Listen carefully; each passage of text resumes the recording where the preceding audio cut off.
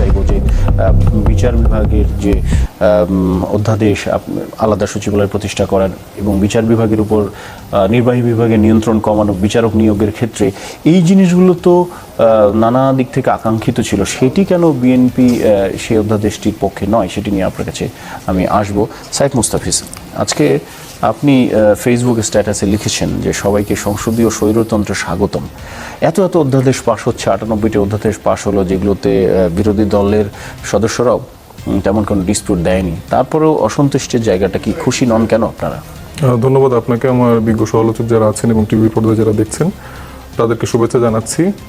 দেখুন, আসলে সংসদে যা হচ্ছে, আমি ব্যক্তিগতভাবে এবং আমার মনে হয় যে আমাদের মতো যারা তরুণরা আছে তারা প্রচণ্ড হতাশ। কারণ বিএনপিকে তো আসলে আমরা চিন্তা করেছিলাম যে আসলে মানে আমরা তো সব সেম ফেজে ছিলাম, একসাথে আমরা রাজপথে লড়াই করেছি, তো আমরা ধরে নিয়েছিলাম যে যেই মানুষগুলো আসলে জুলুমের শিকার হয়েছে, যেই মানুষগুলো যেই কষ্টগুলো দিয়ে গিয়েছে, তারা হয়তো এই ব্যাপারগুলোকে মানে বাতিল করবে না। কিন্তু আমরা দেখছি যে 133টা অধ্যাদেশ আছে, তার মধ্যে যে গুরুত্বপূর্ণ অধ্যাদেশগুলো তারা বাতিল করেছে, সেগুলো আসলে বাতিলটা তাদের পক্ষে করা কোনোভাবেই ঠিক হয়নি। বা আসলে তারা যে বারবার নানাভাবে বলছেন, আমি একটা গল্প বলি। আজকে শুক্রবারে আমি জুলাই রেকর্ডসের একটা প্রোগ্রামে আমি গিয়েছিলাম, সেখানে তাদের জুলাই নিয়ে একটা বই উদ্বোধনী হয়েছিল এবং সেখানে জুলাইয়ের শহীদ পরিবার এবং 17 বছর, শুধু জুলাইয়ের শহীদ না, 17 বছরের জুলুম নির্যাতনের শিকার অনেক মানুষ সেখানে গিয়েছিল।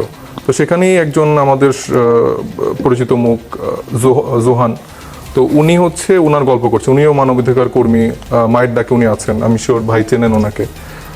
তো উনি বলছিলেন যে উনার আসলে এই মানবাধিকার এই বিষয় নিয়ে আসলে কাজ করার রিজন হচ্ছে যে তার বাবা বিএনপি করতেন এবং সে ছোটবেলা থেকে দেখতেন যে তার বাবা কোনো না কোনোভাবে কোনো সময় পুলিশ এসে হয়তো বা গ্রেফতার করতে আসতো, পালিয়ে যেত।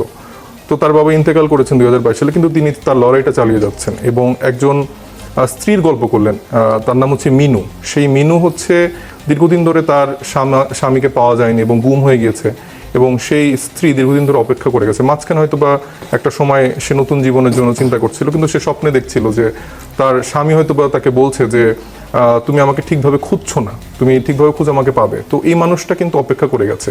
তো যেই সময় আসলে আয়না ঘর উন্মোচিত হলো, সেখানে জোহান এই এক্সপিরিয়েন্সটা শেয়ার করছিল। তো তিনি এখন যান সেখানে, বেশিরভাগ গুমের শিকার মানুষগুলোকে তার চেনে, নাম জানে। তো সেখানে সে মিনুর নামটা দেখতে পায় এবং আনফর্চুনেটলি এই মানুষটা যার গল্প বলছে, যে মানুষটা গুম হয়ে হয়তো বা মানে আমাদের মধ্যে নেই, সে কিন্তু ছাত্র দলের একজন কর্মী। তো ব্যাপারটা দেখেন, মানে সংসদে যেই মানুষগুলো আছে, যেই আমি বিরোধী দল বাদ দিলাম, সরকার দলেই যারা আছেন তাদের মধ্যে 90% মানুষই এই জুলুম নির্যাতনের শিকার, নানাভাবে গুমের সাথে রিলেটেড বা নানাভাবে মানবাধিকার লঙ্ঘন হয়েছে তাদের সাথে। তো সেই মানুষগুলাই হুট করে যখন মানে তারা ক্ষমতায় আসলো এবং এত মানুষের রক্তের উপর দিয়ে, এত মানুষের 17 বছরে তাদের নেতাকর্মীদের ত্যাগ তিতিক্ষার উপর দিয়ে যখন তারা ক্ষমতায় আসলো, তারা এই অধ্যাদেশগুলো বাতিল করে দিল।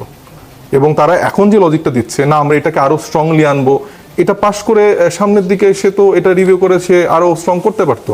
এখন সে অধ্যাদেশটা তো বাতিল করার কোনো রিজন নাই এবং সে যেগুলো তাদের ফেভারে আছে, যেগুলোতে সে আসলে আওয়ামী লীগের কায়দায় আসলে পাওয়ার স্ট্রাকচারটা এনজয় করতে পারে, যেরকম স্থানীয় সরকারের যে অধ্যাদেশটা ছিল, এটা তো একটা জরুরি অবস্থায় করা অধ্যাদেশ, সেটাকে তারা আইনে পরিণত করে সেটা এই যে তারা সব জায়গায় যেভাবে নিজেদের লোকজন বসাইছে সেটা তারা করতেছে। তো এইটা মানে আমি বলতে চাই যে বিএনপির মতো ভণ্ড দল মানে আসলে বাংলাদেশে আর নাই এবং আসবেও কিনা আমার সন্দেহ। নন স্পোর্ট বলছি, তারেক রহমান, সালাউদ্দিন আহমেদের মতো এরকম ভণ্ড নেতৃত্বের বাংলাদেশে যে আমরা আসলে এখন প্রবেশ করলাম, এখনই ভণ্ড কিংবা প্রতারক যেটি বলা হচ্ছে, এই শব্দগুলো গাদ্দার ব্যবহার করা হচ্ছে, এখনই এই সিদ্ধান্তে উপনীত হওয়ার সময় আসছে কিনা? অধ্যাপক ডক্টর সাব্বির আহমেদ তিনি সমালোচনা করছিলেন বিএনপির। এখন এই যে অধ্যাদেশগুলো 98টে পাশ হলো, 20টি অধ্যাদেশ বাতিল হলো, এই ক্ষেত্রে সংসদের এই ত্রয়োদশ সংসদের অধিবেশনের সংসদের এখন পর্যন্ত যে কদিন অধিবেশন হলো, তো 15 তারিখ পর্যন্ত মুলতবি, বিরোধী দল আসলে কতটুকু ভূমিকা রাখতে পেরেছে? তারা কি এই অধ্যাদেশগুলো রিগেইন করানোর ক্ষেত্রে সরকারকে বা সংসদে সেরকম চাপ তৈরি করতে পেরেছে, যুক্তিতর্ক উপস্থাপন করতে পেরেছে? না, দেখুন, আমি যতটুকু মানে সংসদ অধিবেশন দেখেছি আর কি, তো প্রথমেই যে কথাটা বলে নিই যে এবারকার সংসদ অধিকাংশ হলো নবীন, যাদের মানে প্রথমবার সংসদে আসার অভিজ্ঞতা, তাদের এটাই সংখ্যাটাই বেশি, যে কারণে সংসদের শুরু থেকে আমি মানে সম্ভবত ল্যাক অফ এক্সপিরিয়েন্সের কারণে, কারণ অভিজ্ঞ সাংসদ তো না অধিকাংশই, যে কারণে অনেক কিছু ভুল ত্রুটি হয়েছে এবং ক্ষেত্র বিশেষে খানিকটা যেটা কার্যপ্রণালী বিধির বাইরে গিয়ে অনেক টুকটাক কিছু ঘটনা ঘটেছে। তারপরও এটা আমাদের সংসদীয় অভিজ্ঞতা আসলে ধীরে ধীরেই গড়ে উঠবে, আরেকটু সময় হয়তো আমাদেরকে দিতে হবে আর কি।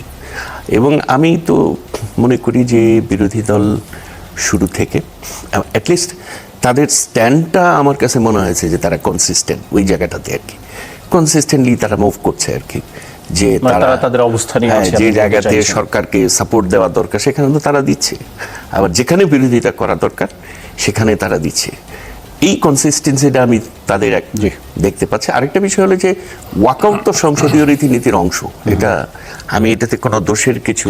আজকের ওয়াকআউট নিয়ে যেটি হাস্যরস হয়েছে, স্বরাষ্ট্রমন্ত্রী বলেছেন যে তারা পুরো প্রক্রিয়ার মধ্যে থাকলেন, সমর্থনও দিলেন, শেষ সব কমপ্লিট হওয়ার পর ওয়াকআউট করলেন, সেটি কিভাবে দেখছেন আসলে?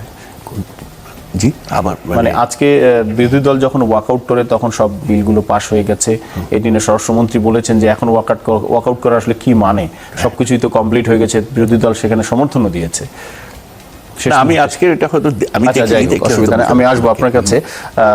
ব্যারিস্টার ইজাজ কবির, যেটি বলছিলাম যে সুপ্রিম কোর্ট সচিবালয় অধ্যাদেশ যেটি, সেটিতে আসলে বিএনপির নারাজি থাকার কি কারণ থাকতে পারে বলে মনে হয়? আপনি আইনজীবী হিসেবে কি মনে করেন, বিচার বিভাগকে স্বাধীন করতে গেলে এই অধ্যাদেশের পাশ হওয়ার কতটা জরুরি ছিল?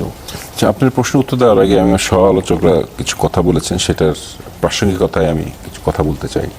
সেটা হলো যেরকম দেখেন, কথা তো সত্য, এই বিলগুলি এখন পাশ করে পরে তো আবার পরিবর্তন করা যেত, এটা সত্যি কথা, করা যেত।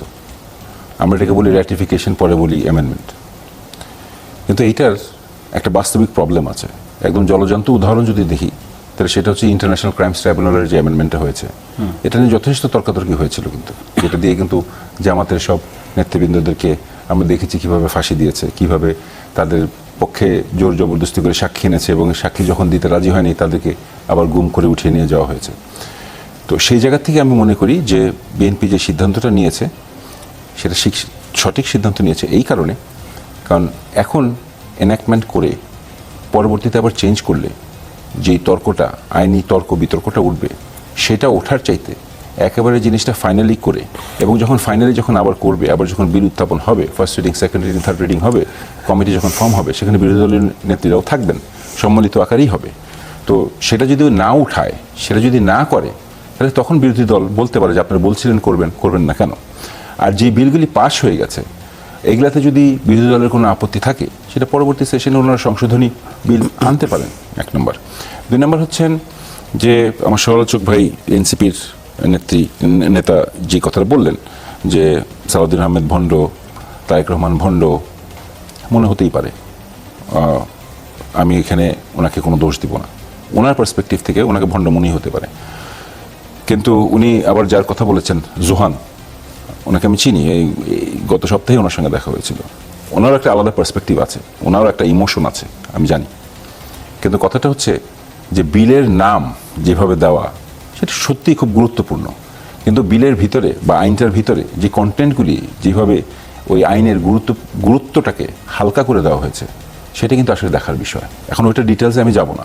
সেই জায়গাটা থেকেই হয় বিএনপি, আমার মনে হয় সরকার হিসেবে সেটাকে আরও গুরুত্ব আকারে দিয়ে, কারণ গুম একটা বিশাল সাংঘাতিক ব্যাপার এটা, এবং it has to be in align with other laws. একটু এদিক ওদিক হলে জিনিসটা কিন্তু আবার বলতে চাইছেন সামনের দিনে দেখতে হবে যে বিএনপি আসলে যে বাতিল হওয়া অধ্যাদেশগুলো কি শুধু দেখতে হবে না। বোধহয় 45 দিন হলো সরকারের, বোধহয় 45 দিন না হলো 44 দিন হলো আর কি। স্যার, আমি একটু ইন্টারাপ্ট করি। আপনাদেরই একজন উপদেষ্টা, মানে প্রধানমন্ত্রীর উপদেষ্টা ডক্টর জাহিদ ভাই, উনি আমাদের খুব প্রিয় মানুষ। তিনি কালকে গুম বিষয়ে কথা বলতে নিয়ে বলেছেন যে আসলে এটা খুব বেশি জরুরি না, কারণ হচ্ছে বিএনপি আমার আসলে গুম হবে না। তো প্রধান উপদেষ্টার মানে প্রধানমন্ত্রীর উপদেষ্টার মাইন্ডসেটগুলো এরকম। আপনি হয়তো বা মানবাধিকার কর্মী হিসেবে বা আপনি সেক্টরে কাজ করছেন দেখে হয়তো বা আপনি খুব কনফিডেন্টলি বলছেন যে এই বিষয়টাকে খুব আমলে নেওয়া হবে। কিন্তু এখন তো সেই 2009 সালের মানবাধিকার কমিশন যেভাবে আসলে ফাংশন হতো হাসিনার আমলে, এখন তো সেই ওয়েতেই ফাংশন হবে। এবং এই ওয়েতেই তো আমি একটু বলি, আমরা তো সবাই লাইভে আছি, ইটস অল রেকর্ডেড। জাহিদ সাহেব আপনাকে বলেছেন, আপনি কি পার্সোনালি বলেছেন না অফিসিয়ালি বলেছেন? এটা কালকে একটা অফিসিয়াল আজকে আপনাদের এই আলোচনা একটু যোগ এই করে দেই। কথাটা যদি উনি টকশোতে বলে থাকেন, আমি অন রেকর্ড বলছি, আমি ওনার সঙ্গে একমত না। হোক আর না হোক, এই আইনটা হওয়া উচিত। কারণ ইতিহাসে আমরা দেখেছি 70-এর পর থেকে নিয়ে যেভাবে গুম শুরু হয়েছে, এবং সেটার শুরুই হয়েছে আওয়ামী লীগের আমল থেকে। ভাই, as a individual- ভবিষ্যতে যে হবে না as a individual এরকম কোনো হয়তো কথা না। বা- কিন্তু প্রাইম মিনিস্টারের অ্যাডভাইজার একজন বলেছে বিধায় যেটা হবে না, এটা কিন্তু ওনার কথাতেই কিন্তু পার্লামেন্ট চলবে না। আর প্রাইম মিনিস্টারের অ্যাডভাইজারের এই অ্যাডভাইসটা যে প্রাইম মিনিস্টার নিবেন, এটারও এমন কোনো গ্যারান্টি নেই। তো প্রাইম সেই জায়গা মিনিস্টার থেকে- সাহেব যার অ্যাডভাইস নেন সালাউদ্দিন আহমেদের, উনি তো না না, আসলে এগুলোকে এগুলা করেন। এগুলা এগুলা আপনার কাছে অ্যাপারেন্টলি পারসেপশন মনে হতে পারে, বাট প্রাইম মিনিস্টারের জায়গা থেকে যথেষ্ট আমার মনে হয় কাজ করছেন উনি।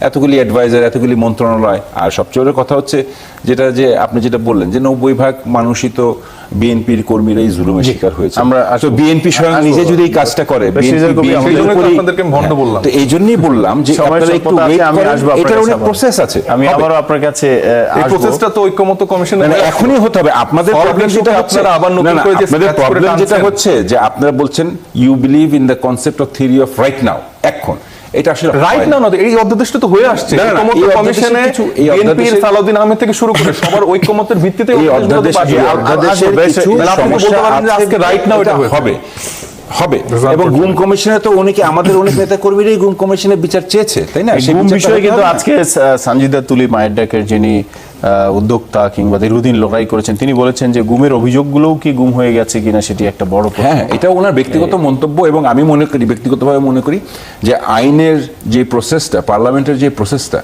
এটা আপাতত দৃষ্টিতে সত্যিই মনে হবে যে হ্যাঁ এটা কি হচ্ছে। কিন্তু আমার ধারণা, আমি বুঝতে পারছি, এবং আমরা আইনজীবীরা যারা আছি, আইন নিয়ে তর্ক বিতর্ক থাকেই, বাট এই জায়গাটাতে যেটা হচ্ছে যে একটা আস্থার জায়গা রাখতে হবে এবং সে বিশ্বাসের জায়গাটা রাখতে হবে, এবং এটা যদি না করে সবচেয়ে বড় ক্ষতি তো বিএনপিই হবে।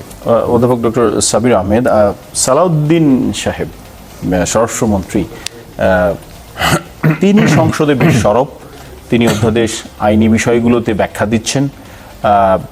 তাকে নিয়ে এই যে আপনি দেখলেন দুই অতিথি তারাও বিতর্ক করছেন, অর্থাৎ সংসদের অধিবেশনের ভেতরে তিনি অনেক বেশি সপ্রতিভ, অনেক বেশি আলোচিত। এই বিষয়টিকে আপনি কিভাবে দেখেন, তার ভূমিকা এই সংসদে এখন পর্যন্ত? না দেখুন, আমি ঠিক ঐক্যমত কমিশন থেকেই যদি দেখি, হ্যাঁ, যে ওই কমিশনে বিএনপির পক্ষে নেতৃত্ব দিয়েছে, আমি যদি ভুল না করে থাকি, উনি নেতৃত্ব দিয়েছেন।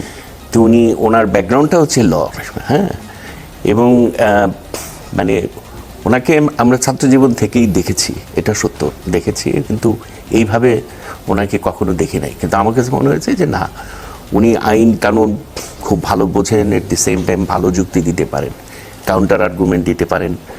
তো সেদিক থেকে মানে তার সমকক্ষ আমি কাউকে তেমন একটা ইমপ্রেসিভ পাইনি আর কি ওইখানে। তো এবং সংসদের প্রথম অধিবেশন থেকেই তিনি বিএনপির হয়ে সংসদের যথেষ্ট অ্যাক্টিভ ভূমিকা পালন। যেটি বলা হয় যে আইনমন্ত্রীর যে প্রশ্নের জবাব দেবার কথা, হ্যাঁ, আমি সেই স্বরাষ্ট্রমন্ত্রী প্রসঙ্গে কেন আসছি, দিচ্ছেন? হ্যাঁ, যে এটা শুরু থেকে সবারই চোখে পড়েছে আমাদের, যে উনি একজন স্বরাষ্ট্রমন্ত্রী, উনি কেন আইনমন্ত্রীর হয়ে কথা বলছেন। আমার মনে হয় যে এটা হয়তো ইনকোর্স অফ টাইম ব্যাখ্যা দিয়েছেন উনি প্রধানমন্ত্রীর পক্ষে কথা বলছেন। এটাও একটা প্রশ্ন যে প্রধানমন্ত্রী উপস্থিত থাকা অবস্থায় প্রধানমন্ত্রীর পক্ষে একজন কথা বলতে পারে কিনা, সেটা কার্যপ্রণালী বিধি অ্যালাউ করে কিনা, সেটা অবশ্য আমি দেখিনি। কার্যপ্রণালী বিধিতে কোথাও এরকম আমি দেখিনি আর কি। তো যাই হোক, তো এটা একটা মানে রং ইমপ্রেশন দিচ্ছে পার্লামেন্টারি অ্যাক্টিভিটির সম্পর্কে। আমার মনে হয় যে এই বিষয়টা বিএনপির নেতৃবৃন্দ পর্যায়ে বিষয়টা খেয়াল করছেন, এবং তারা in course of time parliamentary প্র্যাকটিসের মধ্য দিয়ে তারা হয়তো এই জায়গাটা থেকে সরে আসবেন। তা না হলে এটা দলের জন্য একটা ভালো ইমেজ তৈরি করবে না আর কি। জি, আমরা আসবো, আমরা একটা ছোট্ট বিরতি নেওয়ার সময় হবে আমাদের। তার আগে আপনার কাছে একটা প্রশ্ন রেখে যেতে চাই। আপনি হয়তো খেয়াল করেছেন, সাইফ মুস্তাফিজ আজকে সংসদে স্পিকার হাসনাত আবদুল্লাহর উদ্দেশ্যে বলেছেন যে this is not Shahbag square, এটা পার্লামেন্ট, এখানে আপনাকে ধৈর্য ধারণ করতে হবে, এটি জাতীয় সংসদ। এবং তিনি অনেকগুলো বিষয় অবতারণা করেছেন যে এই সংসদ অন্যান্য যে কোনো সংসদের চেয়ে প্রাণবন্ত, এবং এখানে অনেক বিতর্ক হচ্ছে। তিনি এটিকে আরও কার্যকরী মনে করেন। এটি যখন তিনি একটা লম্বা ব্যাখ্যা দিচ্ছিলেন, এক পর্যায়ে হয়তো কোনো অস্থিরতা দেখিয়েছেন বা কিছু বলবার চেষ্টা করেছেন হাসনাত আবদুল্লাহ, তার প্রেক্ষিতেই তিনি এটি বলেছেন। দেখেন, স্পিকার যিনি আছেন ওনাকে আমি অনেক সম্মান করি। ওনার মুক্তিযুদ্ধের অবদান থেকে শুরু করে তার রাজনৈতিক জীবনের অনেক বড় একটা ব্যাপ্তি আছে এবং সেখান থেকে আমরা অনেক কিছু শিখি।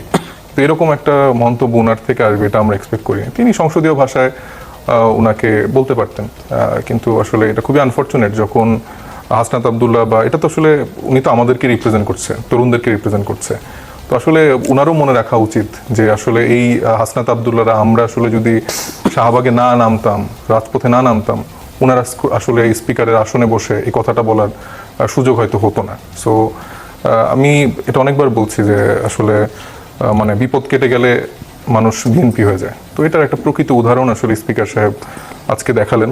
এবং দেন এগেইন মানে আসলে খুব হতাশার সময় আমরা পার করছি। যেই চিন্তা ছিল আমাদের যে আমরা আসলে অনেক দিনের একটা লড়াই করেছি সবাই মিলে 17 বছর, আবার এখন আমরা একটা সুন্দর একটা জার্নির দিকে যাচ্ছি, কিন্তু আমরা দেখছি সেই জার্নিটা আবার জিরোতে চলে গিয়েছে। সো আমাদের আবার জিরো থেকে শুরু করতে হচ্ছে। আওয়ামী লীগের মতোই, আওয়ামী লীগ না, আওয়ামী লীগের থেকে আমি মনে করি তার আরেকটু বেটার ভার্সনের মানে খারাপ একটা সরকারের দিকে যেতে যাচ্ছে, যারা আসলে মুখে মুখে বলছে হ্যাঁ আমরা তো এটা করছি, আমরা তো ওইটা করছি, আমরা এইটা ওইটা, বাট আনফর্চুনেটলি তারা আওয়ামী লীগের থেকে খারাপ হওয়ার চেষ্টা করবে। কিন্তু আওয়ামী দেখা লীগের যাক। থেকে তারা খারাপ হয়ে কি লাভ বিএনপি? সেটাই তো আমি বুঝতে পারি না যে আসলে তাদের কি লাভ। এই যে ক্ষমতার মোহে যে তারা পড়ে যায়, এই যে হাসিনা যেরকম ভেবেছে সারা জীবন তিনি একক রাজত্ব করবে, 17 বছর তো করছে, সে ভাবছে মৃত্যুর আগ পর্যন্ত 2041 সাল পর্যন্ত। আমাদের সরকার দলের বন্ধুরাও ভাবতো যে তিনি মারা যাওয়ার আগ পর্যন্ত হয়তো এটা সম্ভব না, কিন্তু আনফর্চুনেটলি দেখেন যে তরুণরা বলেন, বাংলাদেশের মেহনতি মানুষজন যখন রাস্তায় নেমে এসছে, তাদের কিন্তু এই দাম্ভিকতা, এই ক্ষমতার মোহ আর টিকেনি। তো এটা বিএনপির ক্ষেত্রে হবে। অধ্যাপক ডক্টর সাবির আহমেদ, এই যে কয়দিন সংসদ পরিচালনা করা হলো, এখন একজন স্পিকার মেজর অবসরপ্রাপ্ত হাফিজউদ্দিন এবং barrister Kaiser Kamal deputy speaker, সংসদ যেভাবে পরিচালনা করা হচ্ছে, স্পিকারদের ভূমিকাকে কিভাবে মূল্যায়ন করবেন এখন পর্যন্ত? যদিও তারা দুজনই বিএনপি রাজনীতি করেছেন দীর্ঘদিন এবং এখন তাদেরকে স্পিকারের চেয়ারে থেকে একটা নিরপেক্ষ জায়গায় থেকেই খুব মডারেটটা করতে হয়। এখন পর্যন্ত আপনার মূল্যায়ন কি? ধন্যবাদ আপনাকে। আমি মানে ডেপুটি স্পিকার সম্পর্কে আমি কিছু বলবো না, বাট আমি স্পিকার সম্পর্কে বলতে চাই। আমি ওনার সম্পর্কে যতটুকু জানি যে প্রায় 7 বার বোধহয় এর আগে সংসদে নির্বাচিত হয়েছেন, 7 টাইমস। সুতরাং তার একটা লং এক্সপিরিয়েন্স আছে পার্লামেন্টারি পলিটিক্সে, এবং সম্ভবত তার যে বডি ল্যাঙ্গুয়েজ, তিনি যেভাবে পার্লামেন্ট সেশনগুলোকে পরিচালনা করছেন, বোঝা যায় যে উনি বোঝেন বিষয়টা যে এই পার্লামেন্টটা একটা অলমোস্ট নতুন পার্লামেন্টের মতোই, যেখানে প্রায় 80% মতো মেম্বার যারা নতুন, তাদের নানা ধরনের এক্সপিরিয়েন্স, তাদের নানা ধরনের বডি ল্যাঙ্গুয়েজ থাকবে, নানাভাবে তারা তাদের কথাগুলোকে প্রকাশ করবে। যে কারণে প্রায়শই আমি দেখি, যেমন আজকেও দেখছিলাম যে নুরুল হক যখন একটা বিল উত্থাপন করছিলেন, তখন আবার স্পিকার বললেন যে আপনি আবার এটা নতুন করে, গতকালকে তাহলে আপনি আবার এটা নতুন করে জিনিসটা উত্থাপন করুন। হ্যাঁ, তা আমার মনে হয়েছে যে তিনি হয়তো চাচ্ছেন যে এই পার্লামেন্টের মেম্বাররা যেহেতু নতুন, তাদেরকে কিছু জিনিস শেখানোর বিষয় আছে। আমি মনে করি তার এই অ্যাপ্রোচ ইস অল রাইট, এটা সমস্যা না, এটা হতেই পারে আর কি। আর আমি ডেপুটি স্পিকার সম্পর্কে কিছু না বলি, আমি ওনার সম্পর্কে যতটুকু দেখেছি সো ফার সো গুড, ভালোই মনে হয়েছে আমার কাছে। মনে হয়েছে যে উনি একটা জ্যেষ্ঠ নাগরিক হিসেবে, জ্যেষ্ঠ রাজনীতিবিদ হিসেবে, একটা অভিভাবক হিসেবে যে রোলটা প্লে করা দরকার, সেই গার্ডসটা নিয়ে হয়তো বলতে পারছেন, সেটি হয়তো সামনের দিন আরো মূল্যায়িত হবে।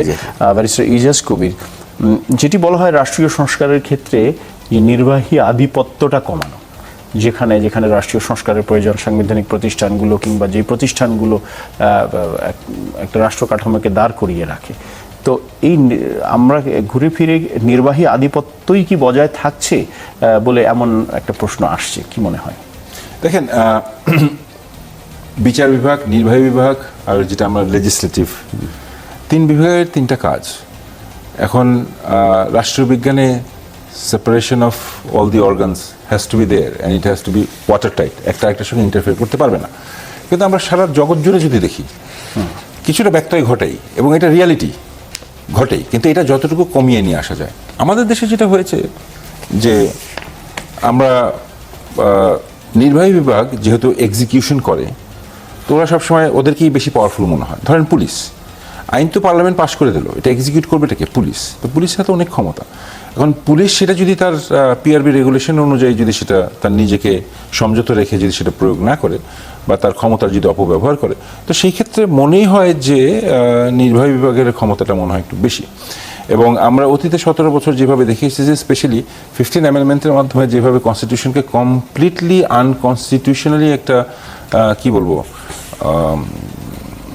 আনকনস্টিটিউশনালি সরকারকে একটা দানব বানিয়ে ফেলেছে, সেই জায়গাটার থেকে আমাদের অবশ্যই সরে আসতে হবে এবং সেই জায়গাটা সরে আসবে। এবং আপনি যদি বিএনপির ইশতেহার দেখেন, ম্যাডাম খালেদা জিয়ার রিফর্মের ইয়েটার দফাগুলি দেখেন, যেটা পরবর্তীতে 31 দফা হিসেবে এসেছে, এবং অতীতে নির্বাচন কমিশন নিয়ে উনি যেসব দফাগুলি দিয়েছিলেন, সো ওইভাবে যদি আমরা চিন্তা করে আসি এবং বিএনপি ওই ধারাতেই যাবে আমার বিশ্বাস, এবং যাচ্ছে আমি মনে প্রাণে বিশ্বাস করি এবং আমি দেখতে পাচ্ছি। তো সেই জায়গাটার থেকে একটা ব্যালেন্স অবশ্যই আসবে। যেরকম ধরেন এই যে প্রধানমন্ত্রী 10 বছরের বেশি থাকতে পারবেন না, তারপরে রাষ্ট্রপতি এবং প্রধানমন্ত্রীর ক্ষমতার যে ভারসাম্যহীনতা চলে আসছে, সেটা আনার যে প্রস্তাব, এগুলো সব বিএনপি থেকেই দেওয়া।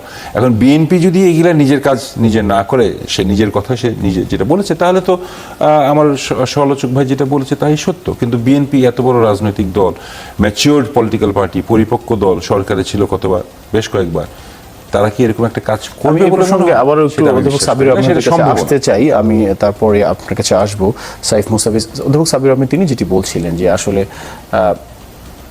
আগেকার এই ফ্যাসিজমের সরকারের নির্বাহী বিভাগের যে বডি ল্যাঙ্গুয়েজ, তার যে এক ধরনের ব্যাপক ক্ষমতা চর্চার যে এক ধরনের প্র্যাকটিস, এই একটা ব্যাপক গণঅভ্যুত্থানের পর যে সরকার প্রতিষ্ঠিত হয়েছে কিংবা ভবিষ্যতে কোনো সরকার প্রতিষ্ঠিত হবে, আগেকার মতো করে নির্বাহী বিভাগের যে জেস্চার, সেই জেস্চার কি এই এখনকার সরকার দেখাতে পারবে?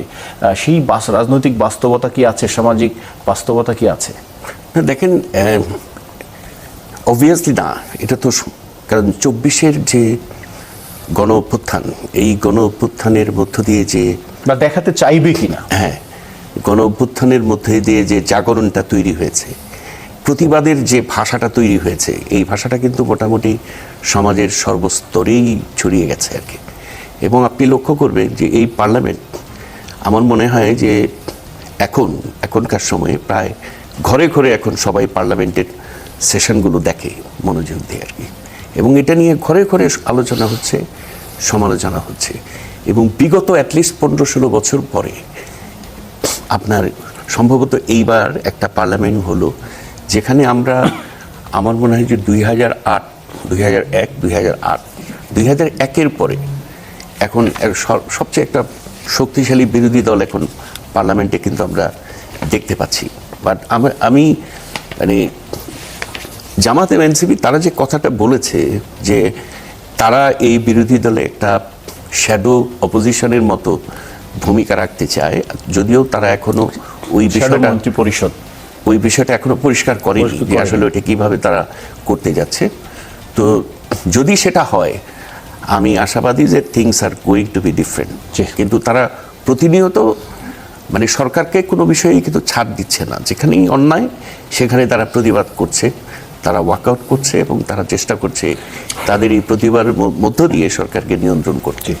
সাইফ মুস্তাফিজ, একটা গুঞ্জন শোনা যাচ্ছে যে রুমিন ফারহানা সহ আরো কয়েকজন এনসিপিতে যুক্ত হতে পারেন, হ্যাঁ, মানে এবং জামায়াতের সাথে এনসিপির ভেতরে ভেতরে কোনো একটা দূরত্ব তৈরি হচ্ছে কিনা, সেটিও সোশ্যাল মিডিয়ায় কিছু আলোচনা আমি দেখেছি। হ্যাঁ, কিছু মানুষ আমাদের সাথে যুক্ত হচ্ছে, এটা সত্য, কিন্তু কে কে যুক্ত হচ্ছে এটা এখনো অফিসিয়ালি আমি বলতে পারছি না। মানে রুমিন ফারহানা সংক্রান্ত আলোচনাটা আসলে কোত্থেকে আসলো সেটা আমি ঠিক বলতে পারছি না, মানে এটা তো সোশ্যাল মিডিয়াতে আপনি তো নির্বাহী একজন সদস্য মানে দলের। হ্যাঁ, মানে আলাপ আলোচনা অনেকের সাথেই হচ্ছে, অনেকেই আগ্রহ প্রকাশ করেছে, কিন্তু ওনার ব্যাপারটা পার্টিকুলার ভাবে মানে সত্য না যে উনি এরকম করে আসছে। এখন পর্যন্ত জামায়াতের সঙ্গে আপনাদের ম্যাচটা কেমন চলছে? এটা তো একটা নির্বাচনী সমঝোতা ছিল, জোট বলতে আপনারা রাজি নন।